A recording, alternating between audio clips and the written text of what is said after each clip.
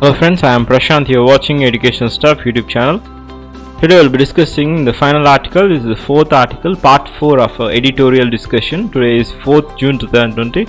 If you want to see the rest of the article discussions, you can see it from the description link, or you can see it from the eye icon right now, which is displayed on the screen. This particular article is focusing on the Parliament absentee. That is, Parliament is not running for the past 2 to 3 months due to pandemic issues. That's why this particular article focuses on how they can further run this parliamentary actions by video conferencing apps. Parliament in democracies around the world are meeting questions their governments and their responses to the COVID-19 pandemic. The Canadian Parliament had its first lockdown meeting towards the end of April, was roughly 280 to 338 members of the Parliament attending the video conference and questioning the government for 3 hours. The British Parliament has adopted a hybrid model of in-person video attendance. Several other countries have held sessions either with the physical distancing or with the agreement across the parties or video conferencing, or the combination of the two. These include France, Italy, Argentina, Brazil, Australia and New Zealand. Many other are convincing the committees through video conferencing. The Interparliamentary Union has documented the process used by various national parliaments to meet during this pandemic. India's parliament, which presides itself as the apex representative body of the world's largest democracy, is notably absentee from this list. Parliament has a central role in our system of governance. First and foremost, it is the institution that checks the challenges of the government day by day. While introducing the draft constitution, B.R. Ambedkar explained why drafting committee has preferred a parliamentary form over the presidential system of governance. The reason was that while the presidential system provides a higher level of stability, the parliament system is better to holding the government to account on daily basis through questions, motions and debates. Over the decades, Parliament has evolved procedures of accountability, including hearings of committees.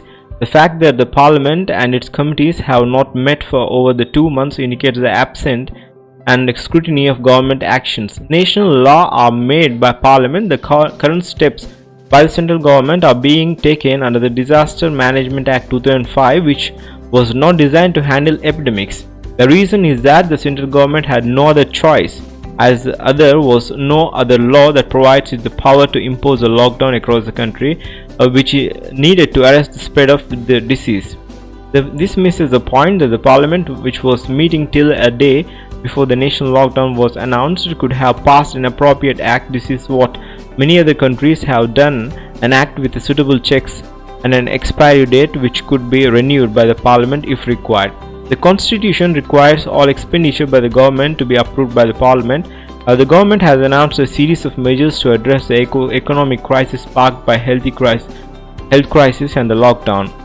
The pressing issue is that MPs have a duty to shape a policy and guide the government in national interest. They represent the concerns of the people by raising issues in Parliament. The country is facing serious challenges on many fronts as a consequence of pandemic. These include addressing the questions on how to stall the epidemic from spreading, how to treat the people who are infected, and how to minimize the loss of life due to this virus. There's a lot of questions on how the economy is impacted both from supply side due to lockdown and from the demand side as incomes are spreading contract. Then there is a large humanitarian question of mitigating the impact of the most vulnerable sections of the population. Both the urban poor and rural areas, there have been several news reports of migrants being mistreated, not provided transport, being harassed by the police and being stripped for their dignity, even in the cases when there has been provided food and shelter. There needs to be concerted actions to alleviate the distress. Parliament is a forum which such issues should be discussed as a plan of action agreed upon. Our constitution depends not prohibit meetings. Our constitution does not prohibit meetings that may require maintenance of physical distance or remote meetings. It states that the president may summon Parliament to meet to such time and place as he thinks fit. The rules of procedure of both houses require Secretary General to issue the summons to each member specifying the date and place for the session of the House. These enabling the clauses can be used to hold hybrid meetings or remote meetings. The rules require parliamentary committees to sit with the plenix and the House, but the Speaker may permit a meeting to be held outside. Indeed, subcommittees often go on study tours outside Delhi. There should be a secure connectivity. The question of security and secrecy may come up. The meetings of houses are usually telecast live and there is no issue of confidentiality. Committee meetings, on the other hand, may require secure remoting working tools. Given the large global corporation as well as parliamentary committees of several other countries seem to have solved the problem, there is no reason that the Indian Parliament cannot adapt to these solutions. All headquarters required are linked with fiber optic lines, so even if there is a problem of connecting the constituency office of MPs, they could use such government facilities. The question boils down how our parliamentary views themselves. If they think that they are senators of the people, they should find a way to perform their last constitutional duties. For the last 3 months, Centre and State issued a 5,000 notification to deal with the COVID-19 pandemics. The appropriateness of these circulars need to be examined by Parliament and its committees.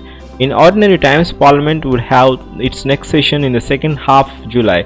In today's extraordinary circumstances, Parliament should meet sooner, perhaps within a couple of weeks. India prides itself on being the world's largest democracy as well as in the information technology provided to the world. It is imperative that the Parliament harnesses the country's IT strength to buttress our credentials as performing democracy. This particular article speaks about India's parliamentary is missing in action. In today's extraordinary circumstances, it should convene soon. Adapting IT solutions can make this even easier. That's it, the end of article discussion for today's. If you want to see the rest of the article discussion, that is part 1, 2, 3, you can see it from the I icon or from the description link. Before I conclude, I thank you for your time in this educational stuff. I am Prashant. Before I conclude this video, I request you all to subscribe to my channel so that you can receive all the latest notifications regarding any updates. Thank you for joining me. Have a great day.